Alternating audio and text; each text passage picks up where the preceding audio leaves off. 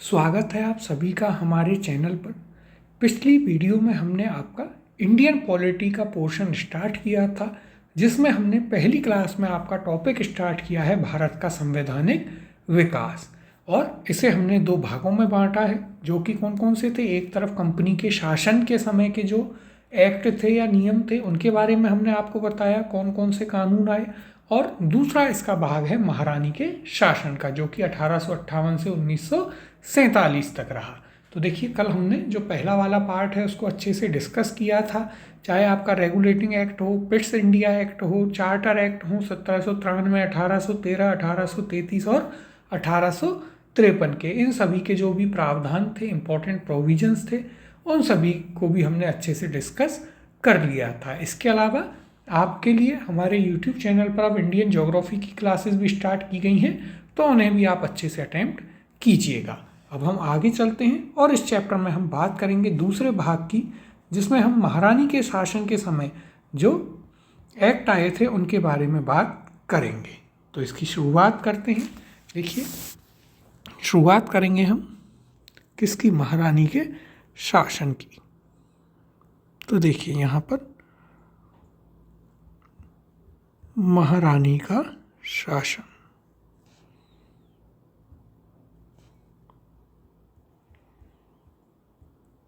तो देखिए, हम सभी जानते हैं कि 1857 में जो है भारत में क्रांति हो जाती है। अंग्रेज बड़ी मुश्किल से जो है उस पर काबू पाते हैं और अंग्रेज़ों को एक चीज़ समझ में आती है, जो ब्रिटेन में थे, जो ब्रिटेन की संसद थी उसे, कि ये जो पूरी क्रांति हुई है कहीं ना कहीं इसके लिए कंपनी जिम्मेदार है। कंपनी ने अपना कार्य सही से नहीं किया, जिसकी वजह से भारतीय लोगों में नाराज़गी बढ़ी और उस वजह से इतनी बड़ी क्रांति हो गई कि यदि राजा महाराजा उनका साथ न देते तो हो सकता है उन्हें यहाँ से वापस भी जाना पड़ जाता।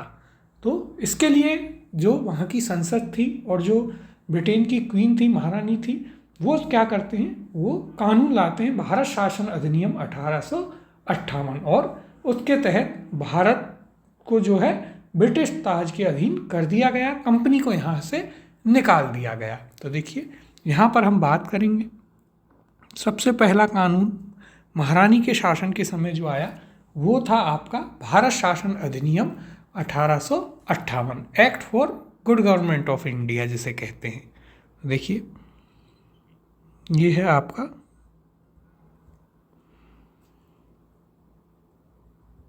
भारत शासन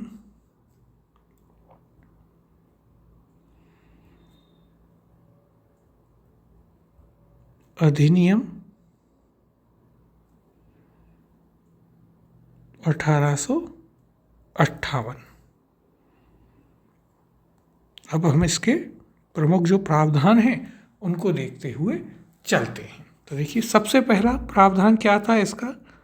तो सबसे पहला प्रावधान था कि ब्रिटिश जो संसद थी उसके द्वारा भारत का शासन ब्रिटिश ताज के अधीन कर दिया गया। तो पहला प्रावधान क्या था? भारत का शासन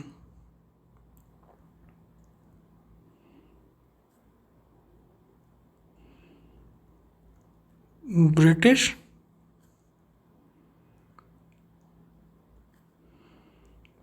ताज के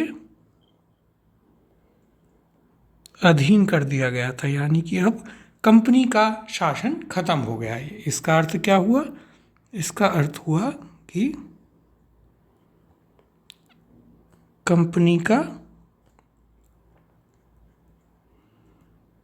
शासन खत्म, ये इसका अर्थ हुआ, हम सभी जानते हैं। अब आगे यदि हम बात करें तो और क्या किया गया? तो यहाँ पर देखिए, गवर्नर जनरल अब वायसराय बन गया। पहले बंगाल का गवर्नर क्या बना था? बंगाल का गवर्नर जनरल। फिर बंगाल का गवर्नर जनरल बनाया गया भारत का गवर्नर जनरल। और अब यहाँ पर एक प्रावधान आया जिसके तहत क्या हुआ? जिसके तहत जो गवर्नर जनरल था उसे बना दिया गया वायसराय। क्या बनाया गया? वायसराय। अब इसके तहत पहला वायसराय कौन बना, ये फैक्ट इंपॉर्टेंट हो जाता है कि भारत का पहला वायसराय कौन था। तो भारत का जो पहला वायसराय था वो कौन था? Lord Canning. देखिए यहाँ पर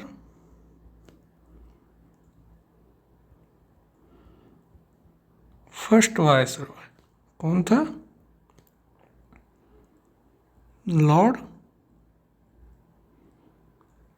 कैनिंग जो है वो पहला वायसरॉय बना था। ये देखिए फैक्चुअल चीज़ें जो हैं वो कई बार पूछ ली जाती हैं, तो इसलिए ये भी आपको याद रखनी है।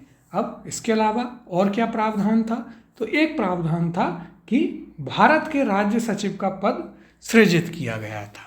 ये एक और फैक्ट आपको याद रखना है, भारत राज्य सचिव यानी सेक्रेटरी ऑफ स्टेट का पद बनाया गया। तो देखिए और क्या किया गया यहाँ पर? तो यहाँ पर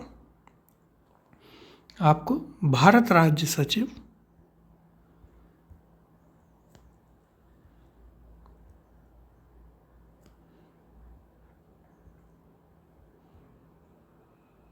या फिर सेक्रेटरी ऑफ स्टेट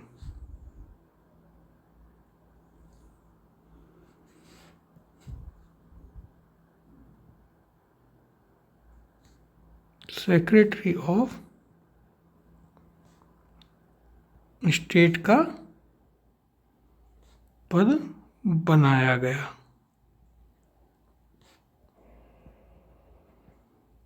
एक नया अफसर बनाया गया सेक्रेटरी ऑफ स्टेट या भारत राज्य सचिव, जो कि ब्रिटिश कैबिनेट का क्या हुआ करता था? मंत्री हुआ करता था।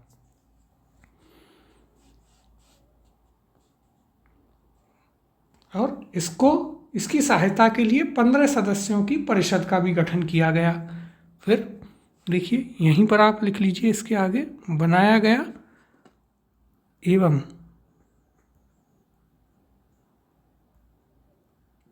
इसकी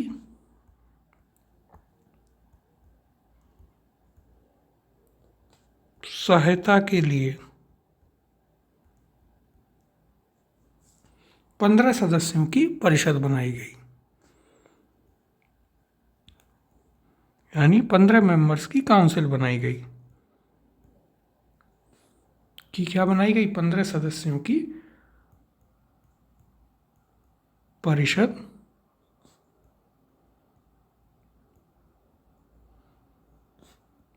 बनाई गई। तो ये आपके जो भारत शासन अधिनियम आया 1858 उसके कुछ प्रमुख पॉइंट हैं। कैसे याद रखें? तो देखिए यदि आप भूल जाएं, वैसे तो बहुत आसान है, 3 आपके पास प्रावधान है, लेकिन फिर भी यदि आपको कठिनाई हो या कन्फ्यूजन हो जाए तो एक ट्रिक आप याद रख सकते हैं। क्या? कि 58 में कंपनी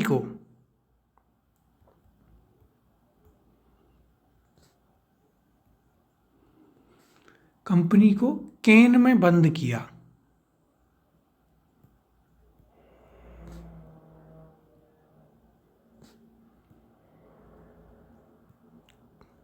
अट्ठावन में कंपनी को केन में बंद किया और सेक्रेटरी को चाबी दी।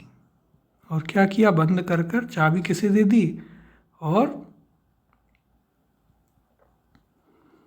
सेक्रेटरी को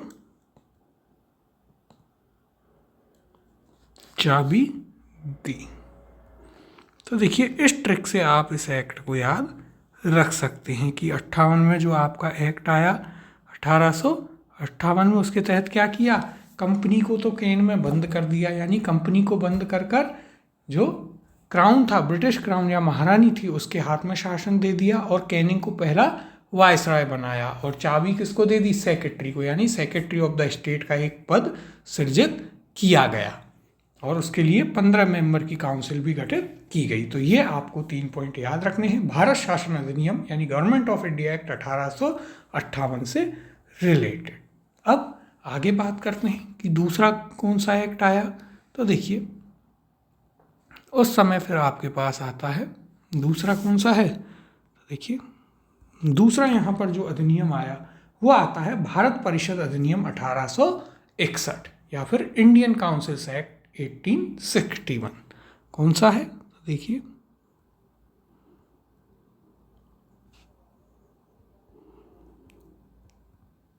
भारत परिषद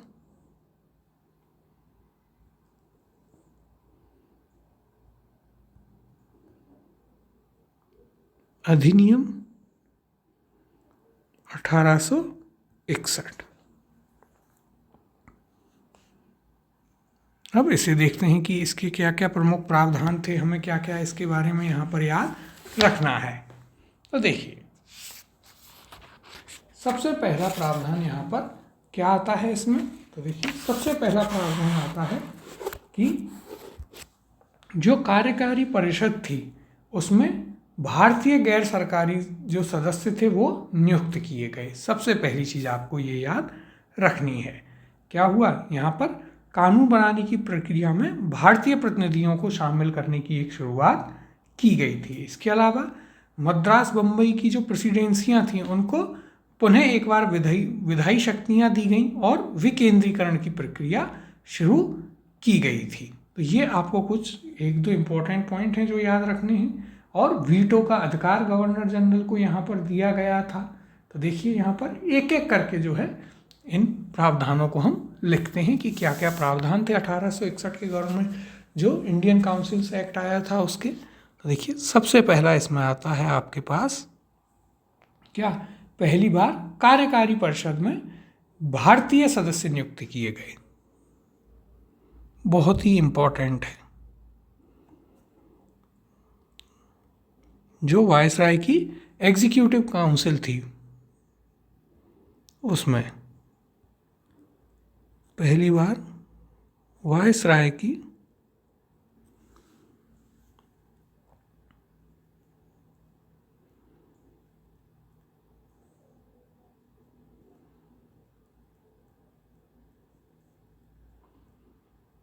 कार्यकारी परिषद में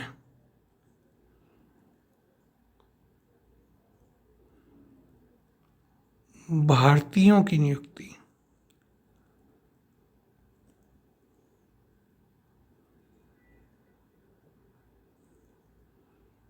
ये आपके लिए बहुत ही इम्पोर्टेंट है। ऐसे क्वेश्चन सीधे पूछे जाते हैं कि पहली बार वायसराय की जो एग्जीक्यूटिव काउंसिल थी, कार्यकारी परिषद थी, उसमें भारतीयों की नियुक्ति किस एक्ट के तहत की गई। यहाँ से सीधे सीधे प्रश्न बनते हैं।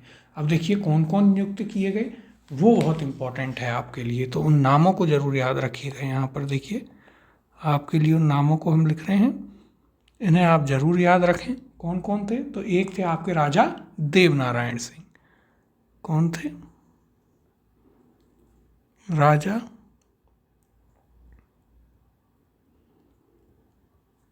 देवनारायण सिंह। फिर और कौन थे इनके अलावा, तो इनके अलावा महाराजा नरेंद्र सिंह हुआ करते थे।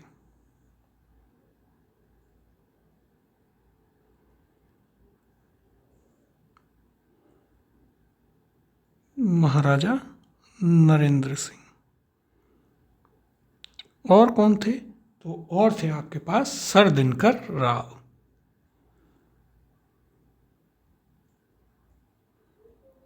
सर दिनकर राव। तो देखिए सर दिनकर राव का नाम अधिकतर याद रहता है क्योंकि ये पूछा जा चुका है कई बार। लेकिन अब जो पैटर्न चल रहा है, हो सकता है आपसे ये दो नाम पूछे जाएं, राजा देवनारायण सिंह और महाराजा नरेंद्र सिंह का। तो इन्हें आप याद रखिएगा कि पहली बार वायसराय की कार्यकारी परिषद में जिन भारतीयों की नियुक्ति हुई उनमें कौन कौन थे। सर दिनकर राव तो थे ही, उसके अलावा राजा देवनारायण सिंह और महाराजा नरेंद्र सिंह शामिल थे। फिर इसके अलावा और क्या प्रावधान आए, तो देखिए इसका दूसरा प्रावधान था कि जो मद्रास और बॉम्बे प्रेसिडेंसी थी उनमें जो आपकी विधायी शक्तियां थीं वो पुनः दी गईं। तो देखिए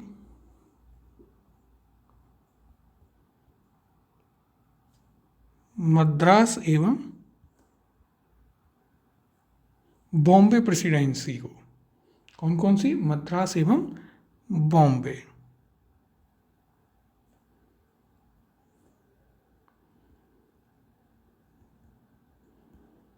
बॉम्बे प्रेसिडेंसी को पुनः विधायी शक्तियां दी गईं।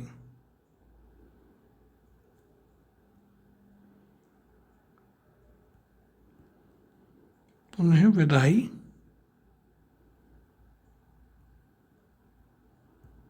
शक्तियां दी गई। तो देखिए एक बार हम पहले देख चुके हैं कि केंद्रीकरण को मजबूत किया गया। अब यहाँ पर क्या किया, अब यहाँ पर विकेंद्रीकरण किया गया है। क्या किया गया है? यहाँ पर विकेंद्रीकरण की शुरुआत पुनः कर दी थी इन्होंने। फिर आगे देखिए, और यदि हम यहाँ पर बात करें तो इसके अलावा और क्या याद रखना है आपको? तो इन्होंने वायसराय को जो है वीटो पावर दी। एक चीज़ आप ये भी याद रखिएगा, क्या किया था? वायसराय को वीटो पावर इन्होंने दी थी। और वायसराय को आपातकाल में अध्यादेश जारी करने के लिए भी अधिकृत किया, जो कि 6 महीने तक ही हो सकता था। इसके अलावा जो कार्यकारी परिषद थी उसमें सदस्यों की संख्या 4 से बढ़ाकर 5 कर दी गई। तो देखिए ये पॉइंट लिखते हैं, काफ़ी इम्पोर्टेंट है, देखिएगा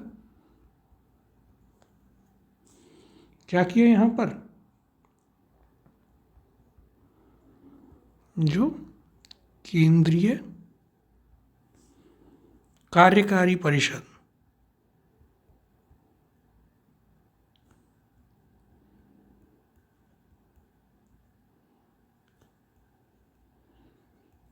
में सदस्यों की संख्या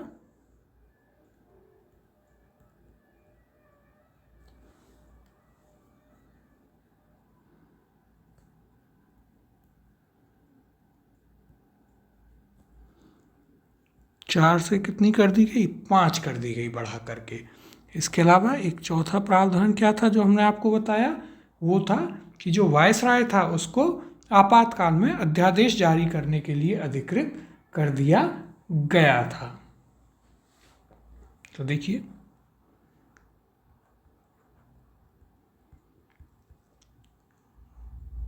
वायसराय को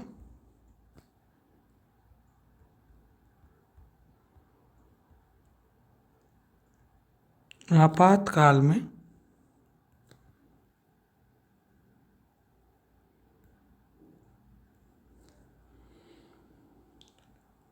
अध्यादेश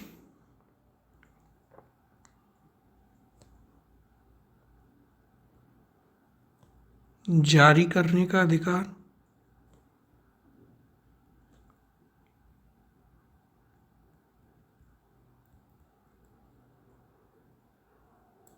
भी दे दिया गया था। तो ये आपको यहाँ पर याद रखना है। तो ये इसके 4 क्या हैं? महत्वपूर्ण इसके प्रावधान यानी कि प्रोविजंस हैं जो कि आपको याद रखने हैं। फिर यदि हम बात करें तो इसके अलावा और कौन कौन आया? तो देखिए इसके अलावा यहाँ पर आपको और भी चीज़ें देखिए। यहाँ पर राजा देवनारायण सिंह और महाराजा नरेंद्र सिंह जो हैं, इनके नाम आपने वैसे पढ़े होंगे, क्योंकि इन्हें सामान्यतः किस तौर पर बता दिया जाता है? तो देखिए इन्हें सामान्यतः बताया जाता है कि साहब पटियाला के राजा थे और कहाँ के राजा थे। तो इन्हें इस प्रकार से बता दिया जाता है कि इसमें पटियाला के राजा और बनारस के राजा को शामिल किया गया था। तो ये उन दोनों के ही नाम हैं जो कि आपको याद रखने हैं।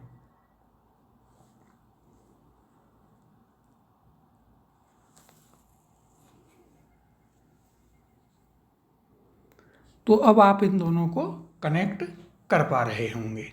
अब आगे चलते हैं और आगे हम बात करेंगे आपके भारत परिषद अधिनियम 1892 की। तीसरा कौन सा आता है? तीसरा आता है आपका भारत परिषद अधिनियम यानी इंडियन काउंसिल एक्ट 1892। तो देखिए यहाँ पर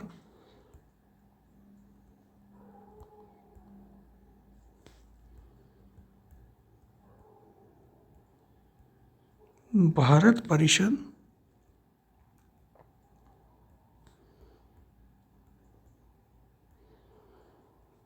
अधिनियम 1892।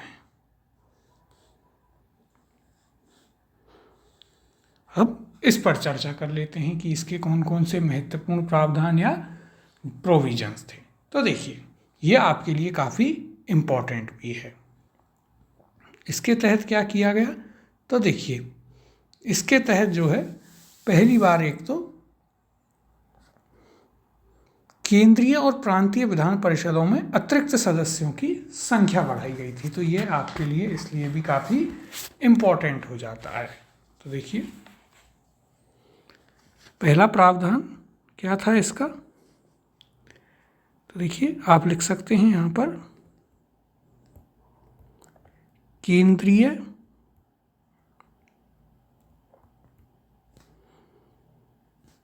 विधान परिषद का विस्तार किया गया।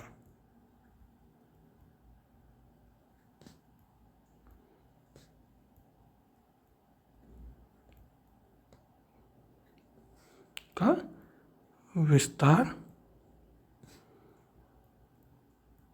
किया गया, यानी सेंट्रल लेजिस्लेटिव असेंबली का विस्तार किया गया। ये पॉइंट आपको याद रखना है, बहुत ही इम्पोर्टेंट है ये पॉइंट आपके लिए। फिर इसके अलावा प्रांतीय जो विधान परिषद थी उनका भी पुनर्गठन किया गया। तो देखिए यहाँ पर दूसरा प्रावधान,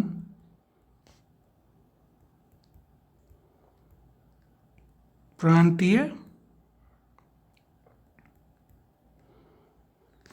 विधान परिषदों का पुनर्गठन। क्या किया गया? इनका पुनर्गठन।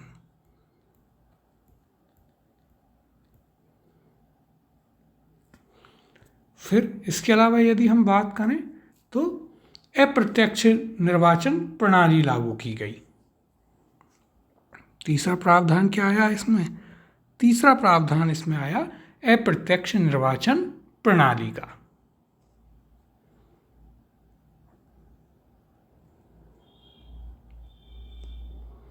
यानी कि इनडायरेक्ट इलेक्शंस।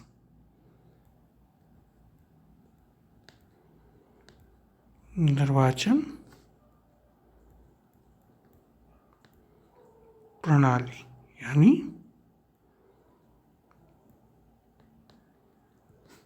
इनडायरेक्ट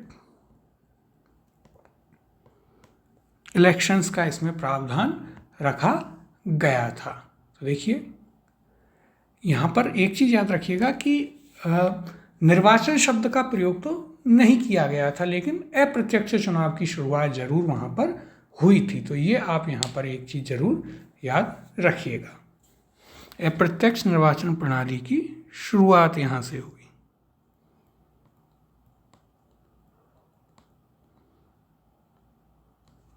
फिर चौथा प्रावधान क्या था इसका? तो देखिए चौथा प्रावधान था इसका कि जो भारतीय सदस्य थे उनको बजट पर चर्चा और प्रश्न पूछने का अधिकार दिया गया।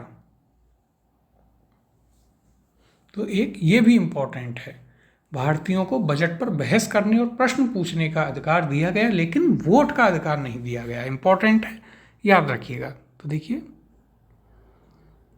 यहाँ पर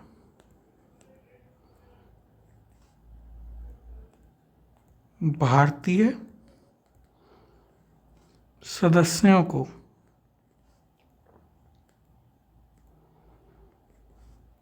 बजट पर बहस करने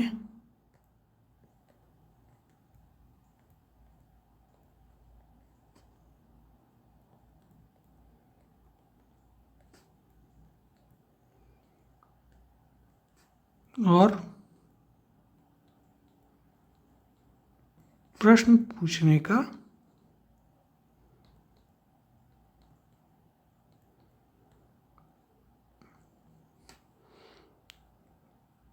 अधिकार दिया, पर वोट का नहीं। बजट पर वोटिंग का अधिकार नहीं दिया गया, सिर्फ और सिर्फ बहस करने और प्रश्न पूछने का अधिकार दिया गया। तो ये चीज़ आप अंडरलाइन कर लीजिए, जिससे आपको ये अच्छे से याद रहे यहाँ पर कि भारतीयों को उस समय बहस करने और प्रश्न पूछने का अधिकार तो दिया गया, लेकिन वोट का अधिकार नहीं दिया गया। इम्पॉर्टेंट है, देखिए ये वाला आपके लिए काफ़ी, इसे ज़रूर याद रखिएगा आप। तो ये आप यहाँ पर ज़रूर याद रखेंगे। 4 इसके प्रावधान हैं, कौन कौन से? कि केंद्रीय विधान परिषद का विस्तार किया गया, जब केंद्र का हो रहा है तो प्रांतीय विधान परिषदों का भी किया गया। फिर अप्रत्यक्ष निर्वाचन प्रणाली पहली बार देखने को मिली। इसके अलावा भारतीय सदस्यों को बजट पर बहस करने और प्रश्न पूछने के अधिकार तो दिए गए, परंतु वोटिंग राइट्स उन्हें नहीं दिए गए थे। तो ये आपको भारत परिषद अधिनियम 1892 के बारे में कुछ इम्पोर्टेंट पॉइंट्स हैं जो कि याद रखने हैं। अब हम आगे चलते हैं और आगे हम बात करेंगे बहुत ही इम्पोर्टेंट भारतीय परिषद अधिनियम 1909 या फिर जिसे आप मॉर्ले मिंटो सुधार भी कहते हैं, मॉर्ले मिंटो रिफॉर्म्स के नाम से भी उन्हें आप जानते हैं। तो देखिए, इसे हम अगले पेज से ही स्टार्ट कर लेते हैं या यहीं पर देखते हैं। तो देखिए, चौथा आपका आता है भारतीय परिषद अधिनियम 1909।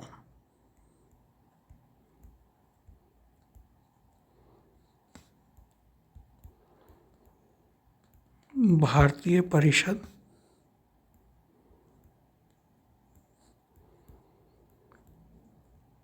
अधिनियम 1909 या इसे ही आप मॉर्ले मिंटो रिफॉर्म भी कहते हैं।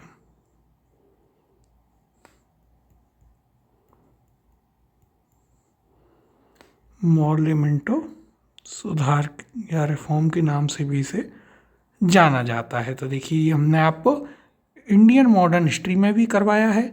यहाँ पर भी आपको एक एक इसका प्रावधान बताएंगे अच्छे से, जिससे ये चीज़ें आपको क्लियर हों। काफ़ी इम्पोर्टेंट है, तो इसे आप ज़रूर इम्पोर्टेंट मार्क कर लें। तो देखिए, इसमें अब हम इसके जो प्रमुख प्रावधान थे उनके बारे में बात करना प्रारंभ कर देते हैं। तो देखिए, सबसे पहली चीज़ आपको जो याद रखनी है कि विधान परिषदों में सदस्यों की संख्या में वृद्धि की गई। देखिए, यहाँ पर सबसे पहला क्या याद रखना है कि विधान परिषद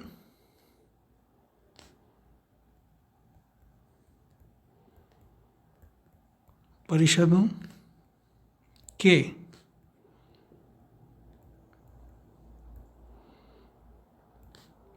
सदस्यों की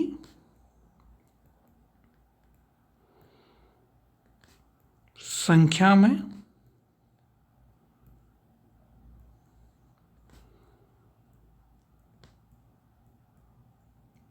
क्या की गई? वृद्धि की गई। तो ये आपको जरूर याद रखना है। जैसे कि यहाँ पर केंद्र में कितने कर दिए गए? 60 सदस्य। तो देखिए, ये आप ब्रैकेट में लिख लीजिए, केंद्र में कितने? 60 सदस्य। पहले 16 हुआ करते थे। फिर दूसरा और क्या प्रावधान आया यहाँ पर? एक एक करके सभी पर चलेंगे। तो देखिए, दूसरा बहुत ही इंपॉर्टेंट कौन सा था? पृथक निर्वाचन मंडल, यानी कि सेपरेट इलेक्टोरेट्स। दूसरा आया पृथक निर्वाचन मंडल या फिर सेपरेट इलेक्टोरेट्स।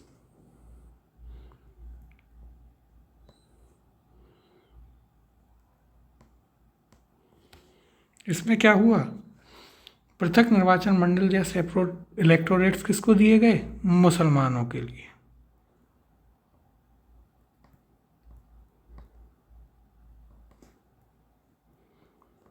ये हम आपको इंडियन मॉडर्न हिस्ट्री में पढ़ा चुके हैं कि मुस्लिम लीग जो थी उसको क्या करने के लिए, उसको हवा देने के लिए ऐसा किया गया था, जो कि डिवाइड एंड रूल पॉलिसी जो है अंग्रेजों की, उसको भी क्लियरली दिखाता है कि यह इसी मंशा से किया गया था।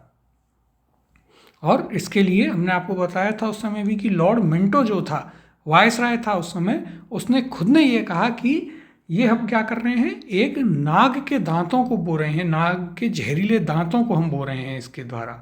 तो इस प्रकार से ये आपको याद रखना है, बहुत इंपॉर्टेंट है। देखिए ये, और मॉन्टे जो आपके मॉर्ले मिंटो रिफॉर्म्स हैं उनको तो इसी के लिए जाना ही जाता है। फिर यदि हम आगे बात करें कि और कौन कौन से क्या है इसमें आपके पास प्रावधान किए गए, तो उन्हें भी देखते हैं एक एक करके। तो देखिए,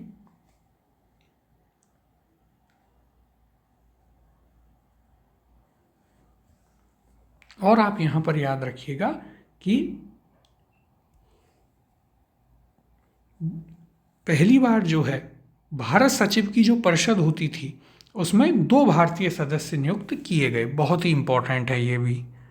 देखिए कई लोग इस चीज़ को इग्नोर कर देते हैं, सिर्फ पृथक निर्वाचन वाले को याद रखते हैं, लेकिन अब जो पैटर्न है आरपीएससी का वो ऐसा है कि आपसे वो चीज़ पूछेगा जो अब तक नहीं पूछी गई है। तो देखिए यहाँ पर अब आप इसको याद रखिएगा कि पहली बार क्या किया गया,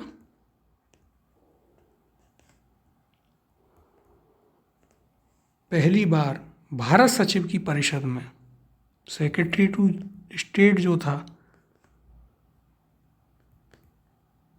उसकी 15 सदस्यों की क्या हुआ करती थी, परिषद थी भारत सचिव की।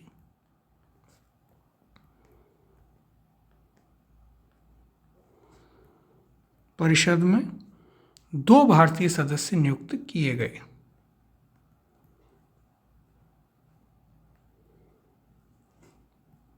दो भारतीय सदस्य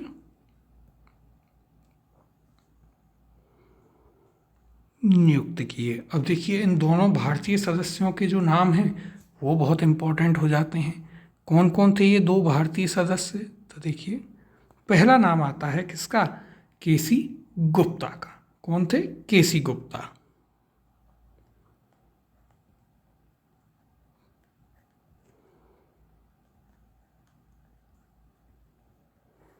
तो एक तो गुप्ता जी हो गए और दूसरे कौन थे? दूसरे थे यहाँ पर सैयद हुसैन बिलग्रामी। कौन थे? सैयद हुसैन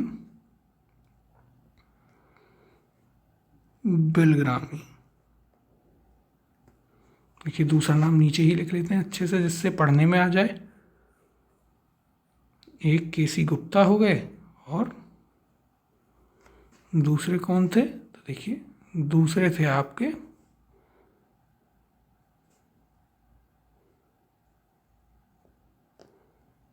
सैयद हुसैन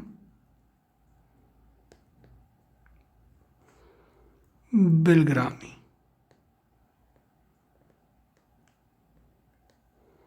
तो ये दोनों ही नाम आपके लिए बहुत ही इम्पोर्टेंट हैं, इन्हें आप जरूर याद रखिएगा। देखिए इसे आप इम्पोर्टेंट मार्क कीजिए कि पहली बार भारत सचिव की परिषद में 2 भारतीय, कितने? 2 भारतीय सदस्य नियुक्त किए गए। कौन कौन?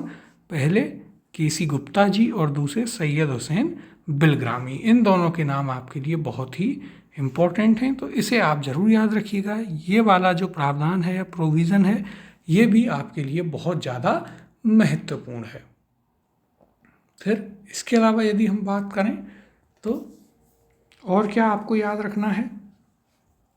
तो देखिए एक और यहाँ पर आगे हम बात करें तो चौथा प्रावधान,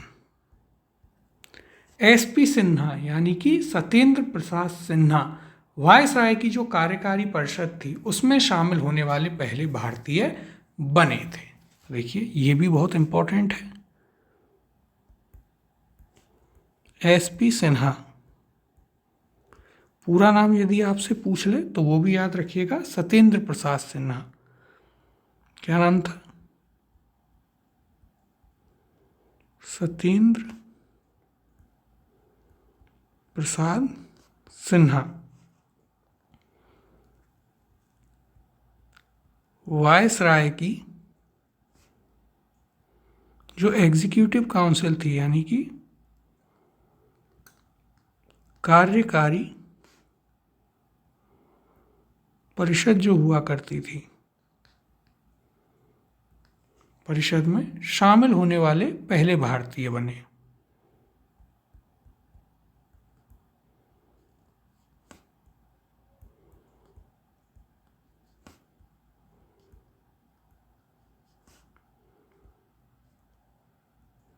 पहले भारतीय। तो देखिए ये भी आपके लिए इम्पॉर्टेंट है, तो इसीलिए हमने आपको शुरुआत में ही कहा कि जो 1909 वाला अधिनियम है वो बहुत ज़्यादा इम्पोर्टेंट है, क्योंकि इसमें काफ़ी सारी ऐसी चीज़ें हुई जो कि हमें याद रखनी होती हैं। तो ये आपके कुछ इम्पोर्टेंट इसके प्रावधान हैं, प्रोविज़न हैं, जैसे क्या क्या थे? पहली बार पृथक निर्वाचन मंडल मुस्लिमों के लिए लाया गया, यानी सेपरेट इलेक्टोरेट सिस्टम। पहली बार भारत सचिव की परिषद में 2 भारतीय सदस्य नियुक्त किए गए। कौन कौन? केसी गुप्ता, सैयद हुसैन बिलग्रामी। फिर एसपी सिन्हा यानी सत्येंद्र प्रसाद सिन्हा वायसराय की कार्यकारी परिषद में शामिल होने वाले क्या बने? पहले भारतीय बने थे। तो ये आपको यहाँ पर याद रखना है, बहुत ही आपके लिए इम्पॉर्टेंट है। अब आगे बढ़ते हैं और बात करेंगे आपके 5वां जो इस क्रम में अधिनियम आया उसकी। देखिए यहाँ पर, तो देखिए अब तक 4 हम कर चुके हैं, 5वें की अब हम यहाँ पर बात करेंगे। 5वां आपका कौन सा आता है? 5वां आता है भारत शासन अधिनियम 1919। कौन सा है? भारत शासन अधिनियम 1919, जिसे आप मॉन्टेग्यू चेम्सफोर्ड सुधार भी कहते हैं। तो देखिए यहाँ पर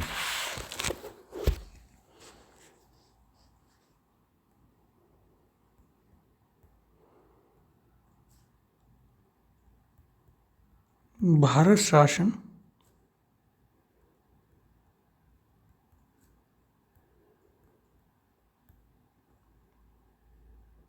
अधिनियम 1919, या फिर इसे ही क्या कहा जाता है? या फिर इसे ही मॉन्टेग्यू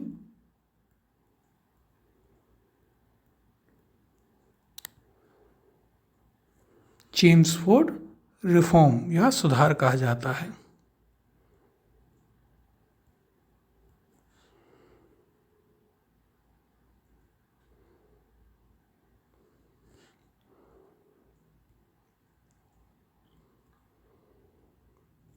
देखिए ये भी आपके लिए काफ़ी इम्पोर्टेंट है।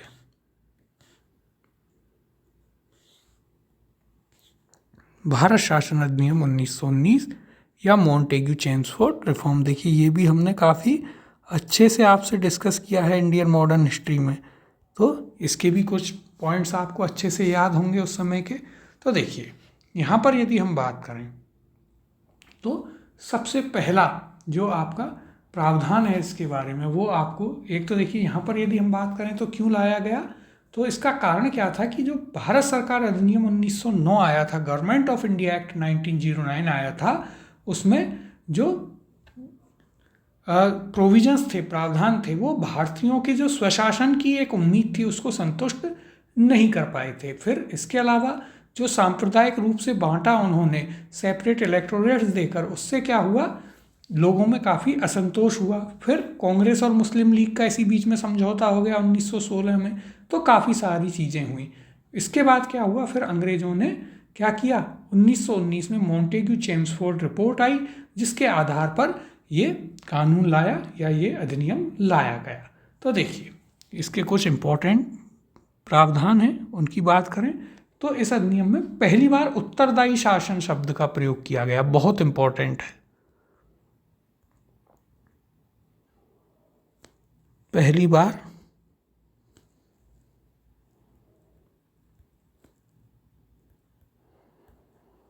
उत्तरदायी शासन यानी रेस्पॉन्सिबल गवर्नमेंट शब्द का प्रयोग आपको देखने को मिलता है।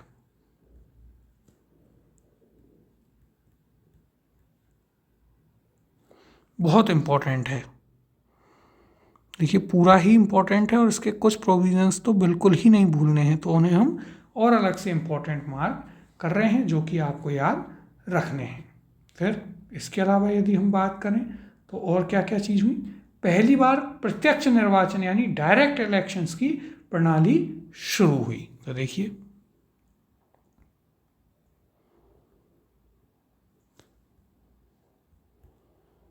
पहली बार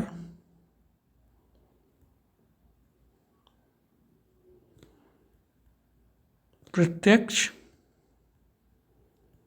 निर्वाचन यानी कि डायरेक्ट इलेक्शंस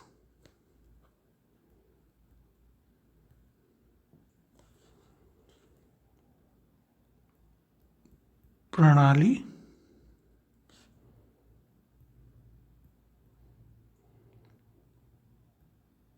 शुरू हुई। तो देखिए ये भी इम्पोर्टेंट है, और आजकल आरपीएससी क्या कर रहा है, आपसे सीधे नहीं पूछेगा कि किस अधिनियम के तहत पहली बार प्रत्यक्ष निर्वाचन प्रणाली शुरू हुई, वो 3-4 स्टेटमेंट देगा और पूछेगा निम्नलिखित में से कौन सा भारत शासन अधिनियम 1919 के बारे में सही है या गलत है। तो इसलिए आपको ये अधिक से अधिक प्रोविज़न याद हो उतना ही आपके लिए बेहतर है, जिससे आप आराम से उन चीज़ों को कर पाएँ। फिर इसके अलावा यदि हम बात करें तो देखिए जो सेपरेट इलेक्टोरेट्स थे उनके दायरे को इसमें और ज़्यादा बढ़ाया गया। पिछली बार मुसलमानों को दिए गए थे, इस बार क्या किया गया, इस बार यहाँ पर निर्वाचन प्रणाली जो थी यानी कि जो सेपरेट इलेक्टोरेट सिस्टम था उसको और ज़्यादा बढ़ाया गया। क्या किया गया तो देखिए यहाँ पर निर्वाचन प्रणाली में सिख, भारतीय ईसाई, एंग्लो इंडियंस और यूरोपियनों को भी रखा गया। देखिए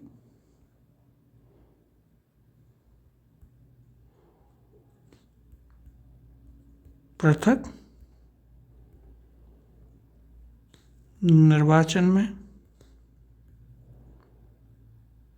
किस किस को शामिल किया गया, तो सबसे पहले याद रखिए सिखों को, देखिए इसको सही से लिखते हैं,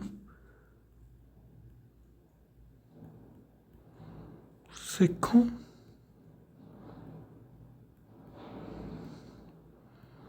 ईसाइयों, एंग्लो इंडियंस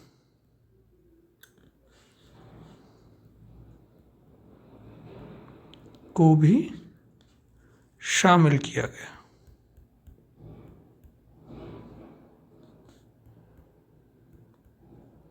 इनको भी अब उसमें शामिल कर लिया गया। तो ये भी आप याद रखिएगा, ये आपको जब 1909 वाला याद रहेगा तो ये तो काफ़ी आसानी से याद रहेगा कि उसी को आगे बढ़ा दिया गया, तो ये चीज़ आपको याद रहेगी। फिर यदि हम आगे बात करें तो और क्या क्या चीज़ें हैं यहाँ पर, तो देखिए फिर एक और महत्वपूर्ण प्रावधान क्या किया गया कि पहली बार भारत में द्विसदनात्मक व्यवस्था की गई, या फिर द्विसदनीय या द्विसदनात्मक व्यवस्था पहली बार की गई।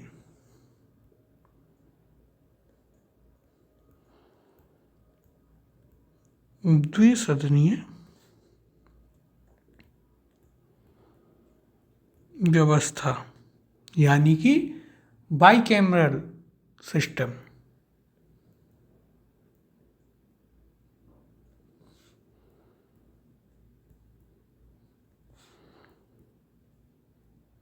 बाइकैमरल सिस्टम किया गया, जैसे कि आज आपके लोकसभा है, राज्यसभा है, उसी प्रकार से उस समय किया गया। लोकसभा और राज्यसभा जैसी द्विसदनात्मक व्यवस्था की गई, उच्च सदन और निम्न सदन।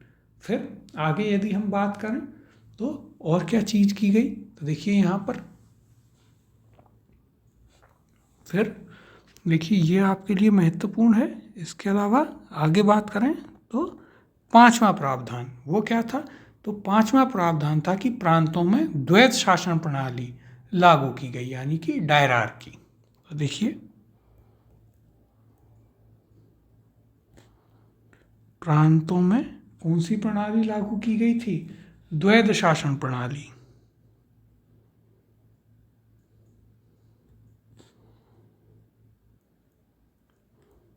द्वैत शासन प्रणाली यानी कि डायरार्की प्रारंभ की गई।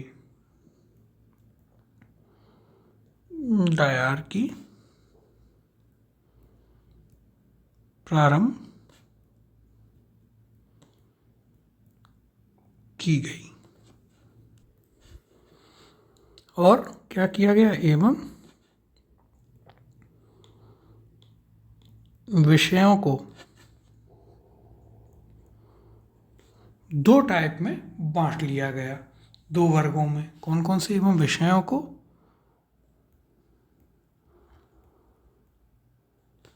दो वर्गों में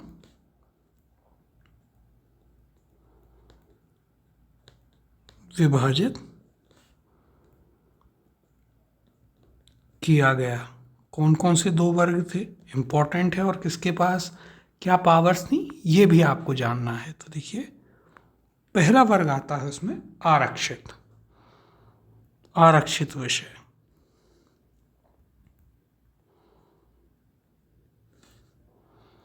आरक्षित या रिजर्व सब्जेक्ट्स ये क्या थे। तो देखिए इनका नियंत्रण गवर्नर और उसकी परिषद के पास,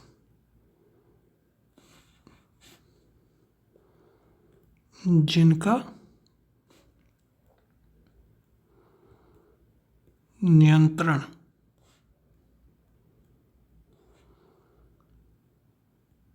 गवर्नर एवं उसकी परिषद के पास। वे कौन से थे, वे थे आपके आरक्षित या रिजर्व सब्जेक्ट्स विषय। और दूसरे कौन से थे, दूसरे थे आपके हस्तांतरित विषय यानी कि ट्रांसफर्ड। कौन से थे, हस्तांतरित यानी कि ट्रांसफर्ड सब्जेक्ट्स।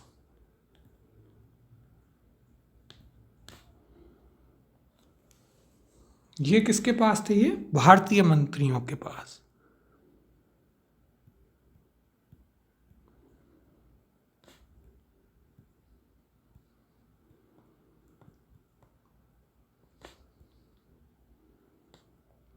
ये भारतीय मंत्रियों के पास हुआ करते थे। तो ये बहुत ही इम्पोर्टेंट है। पांचवा जो आपको प्रोविज़न प्रावधान बताया गया है ये आपके लिए काफ़ी इम्पोर्टेंट है, इसे आप ज़रूर याद रखिएगा। फिर आगे देखें यदि हम, तो एक और अंतिम प्रावधान यहाँ पर याद रखिएगा कि यहाँ पर क्या किया गया, केंद्रीय लोक सेवा आयोग की स्थापना का प्रावधान। क्या किया गया था यहाँ पर, केंद्रीय लोक सेवा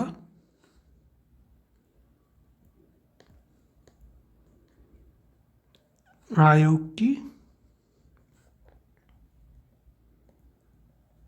स्थापना यानी यूपीएससी की स्थापना का प्रावधान लाया गया। इसका क्या लाया गया, प्रावधान किया गया। तो ये आप जरूर यहाँ पर याद रखिएगा, जो कि 1926 में ली आयोग की सिफारिश पर इसका बाद में गठन भी किया गया। तो ये कुछ इम्पोर्टेंट फैक्ट्स हैं जो आपको यहाँ पर याद रखने हैं। आपके किसके बारे में, तो ये आपको याद रखने हैं भारत शासन अधिनियम 1919 यानी कि मॉन्टेग्यू चेम्सफोर्ड सुधार अधिनियम के बारे में। फिर देखिए इसकी समीक्षा करने के लिए 10 साल बाद एक नए आयोग को आना था जिसके लिए साइमन कमीशन लाया गया। तो वो हम आपको पूरा पढ़ा ही चुके हैं, जिसके विरोध में फिर नेहरू रिपोर्ट दी गई। इसके बाद में हम अंत में चलते हैं और फिर बात करेंगे आपके भारत शासन अधिनियम 1935, जो कि सबसे विस्तृत एक्ट माना जाता है और इसे आप मिनी कॉन्स्टिट्यूशन भी एक प्रकार से कहते हैं। तो देखिए यहाँ पर अब हम बात करेंगे आपके छठवां जो एक्ट था, कौन सा था, तो देखिए छठवां आता है आपके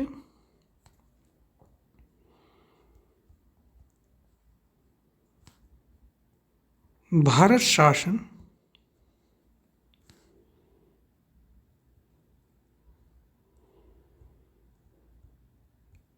अधिनियम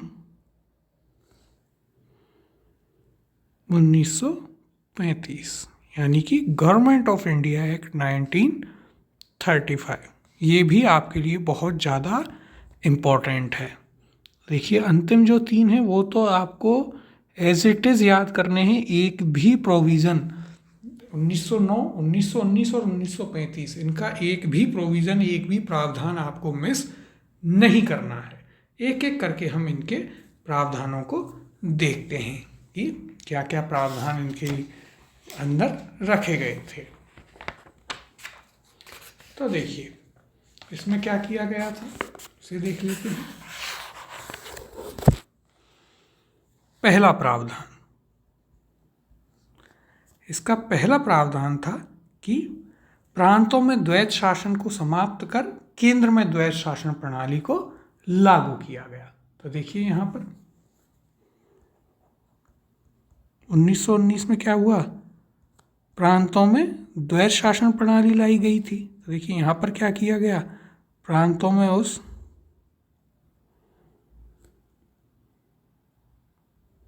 द्वैत शासन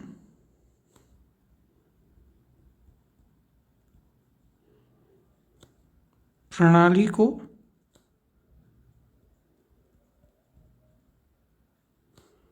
समाप्त कर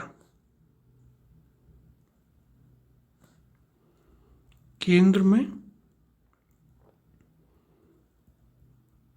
लागू किया गया। देखिए यहाँ पर अभी हमने आपको बताया था कि प्रांतों में द्वैत शासन प्रणाली यानी कि डायरकी प्रारंभ की गई थी और इसे 1935 में फिर समाप्त कर दिया गया और केंद्र में इसे लागू किया गया था। फिर जो केंद्र में विषय थे उनको आरक्षित और हस्तांतरित श्रेणियों में विभाजित आगे जा करके कर दिया गया था। तो ये आप याद रखिएगा। इसके अलावा यदि हम बात करें तो दूसरा प्रावधान इसमें कहता था कि प्रांतीय स्वायत्तता प्रदान की जाए, यानी कि प्रांतों को स्वतंत्र विधायी अधिकार प्रदान किए गए थे। देखिएगा यहाँ पर दूसरा प्रावधान क्या था, प्रांतों को स्वतंत्र विधायी अधिकार दिए गए।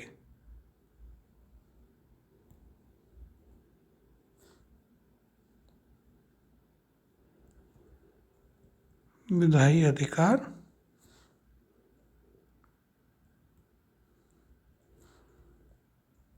प्रदान किए गए। ये फैक्ट आपको एक याद रखना है।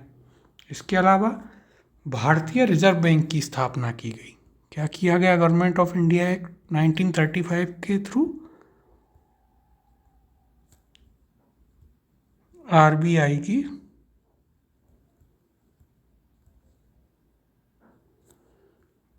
स्थापना की गई। ये आप याद रखिएगा, इम्पोर्टेंट है।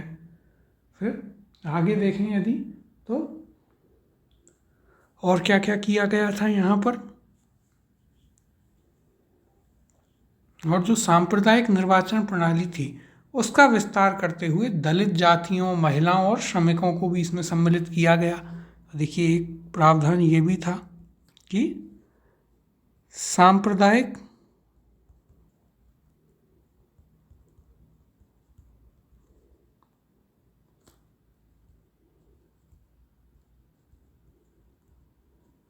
निर्वाचन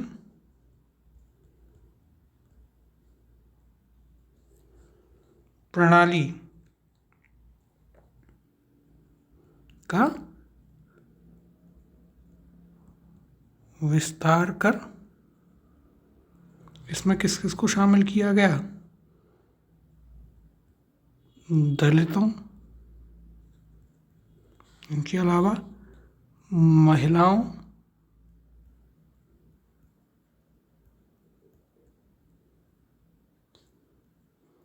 और श्रमिकों को शामिल किया गया।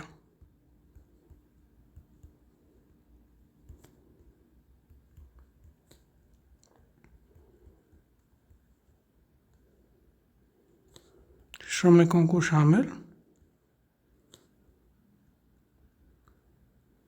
किया गया। तो एक आपको ये प्रावधान यहाँ पर याद रखना है। फिर इसके अलावा यदि हम बात करें तो पहली बार अखिल भारतीय संघ की स्थापना की गई थी।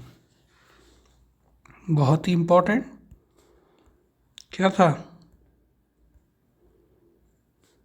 पहली बार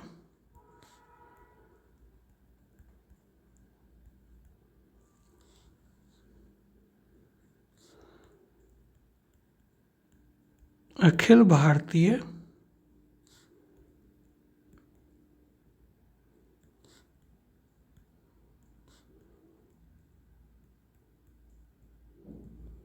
संघ की स्थापना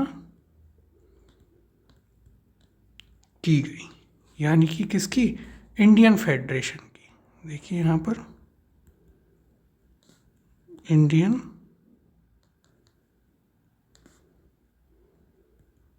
फेडरेशन की पहली बार स्थापना इसके तहत की गई थी। तो ये आप याद रखिएगा। लेकिन इसमें क्या हुआ, इसमें जो देशी रियासतें थीं वो शामिल नहीं हुई, इसलिए इसका क्रियान्वयन नहीं हो पाया था। तो ये पॉइंट हम आपको बता चुके हैं किसमें, इंडियन मॉडर्न हिस्ट्री में। वहाँ पर ये सारी चीज़ें आपको बहुत डिटेल से हमने समझाई हैं। फिर इसके अलावा उड़ीसा और सिंध को अलग प्रांतों के रूप में स्थापित किया। तो देखिए छठवां प्रावधान क्या हुआ, उड़ीसा जो कि अब तक बंगाल में आता था, उड़ीसा और सिंध अलग प्रांत बने।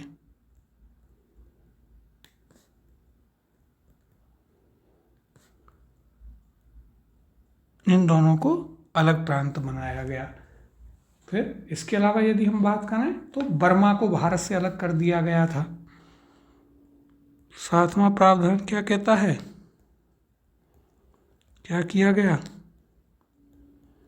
बर्मा को भारत से अलग करने का प्रावधान लाया गया, जो कि फिर 1937 में अलग हो भी गया था। तो ये भी आपको याद रखना है। इसके अलावा यदि हम बात करें तो और क्या क्या चीज़ें हैं, देखिए मताधिकार को का विस्तार किया गया, वो हम आपको अच्छे से बता ही चुके हैं। अब ये जो भारत शासन अधिनियम आया 1935, इसको देखिए पंडित जवाहरलाल नेहरू ने इसे ब्रेकों से भरी इंजन विहीन गाड़ी कहा। तो ये आपको याद रखना है। और जिन्ना ने इसे पूर्णतः सड़ा हुआ और मूलतः दोषपूर्ण करार दिया। तो देखिए ये तो इसके महत्वपूर्ण क्या हैं, प्रावधान यानी कि प्रोविजंस हैं। कौन कौन से, जैसे प्रांतों में द्वैत शासन प्रणाली को समाप्त कर केंद्र में लागू करना, इसके अलावा प्रांतों को स्वतंत्र विधायी अधिकार प्रदान करना। फिर इसके अलावा यदि हम बात करें तो अखिल भारतीय संघ बनाने का प्रस्ताव लाया गया पहली बार। फिर आरबीआई की स्थापना की गई, उड़ीसा और सिंध अलग प्रांत बने। इसके अलावा बर्मा को भारत से अलग कर दिया गया। फिर जो सांप्रदायिक निर्वाचन प्रणाली थी उसका विस्तार करके दलितों, महिलाओं और श्रमिकों को भी उसमें शामिल किया गया, यानी कि उन्हें भी वोटिंग राइट्स दिए गए। अब इसके बारे में विशेष टिप्पणी देख लेते हैं। देखिए इंपॉर्टेंट है, पूछी जा सकती है, अभी तक तो नहीं पूछी है, लेकिन आजकल जो पैटर्न आरपीएससी का चल रहा है तो हो सकता है सीधे पूछ लिया जाए कि ये किस बारे में पंडित जवाहरलाल नेहरू ने कहा था। देखिए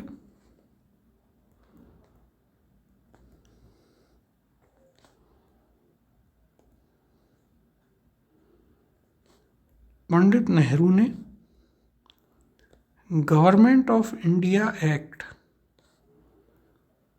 1935 को ब्रेकों से भरी इंजन विहीन गाड़ी कहा था।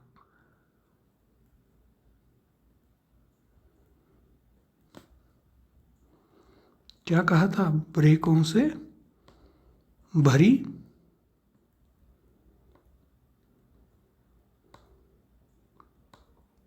इंजन विहीन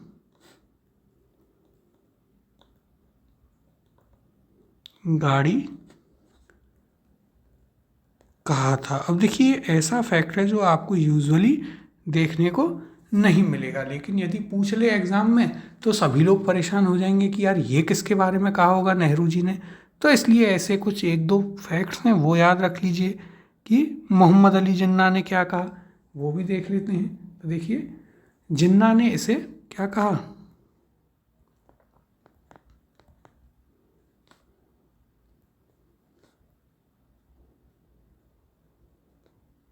जिन्ना ने इसे क्या कहा था, पूर्णतः सड़ा और मूलतः दोषपूर्ण। पूर्णतः सड़ा हुआ और मूलतः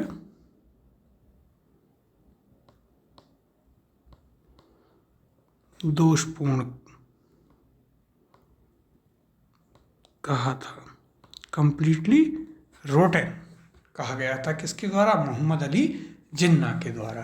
तो देखिए इसी के साथ में हमने आपका ये जो चैप्टर है वो आपका पूरा कर लिया है। तो ये आपको यहाँ पर याद रहेगा। इम्पोर्टेंट की यदि हम बात करें तो देखिए आप याद रख सकते हैं जैसे कि 1773 में रेगुलेटिंग एक्ट आया, उसकी विशेषता क्या थी? सुप्रीम कोर्ट और बंगाल का गवर्नर जनरल।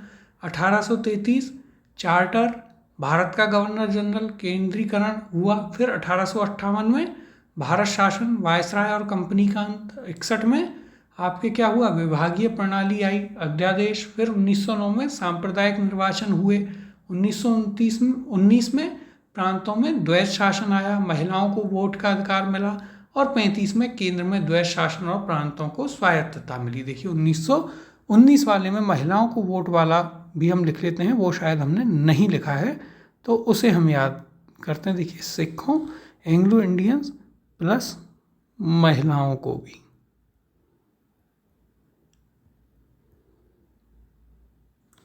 भी इसमें शामिल किया गया। इसी के साथ आपकी इंडियन पॉलिटी का पहला चैप्टर पूरा हो चुका है, जिसमें हमने बात करी है आपके किसके?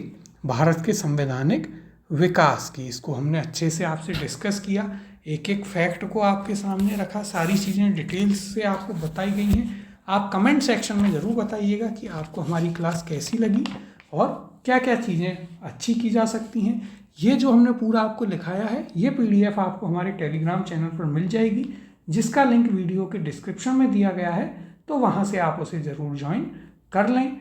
अब मिलते हैं अगली क्लास में। अगला टॉपिक होगा आपका संविधान सभा।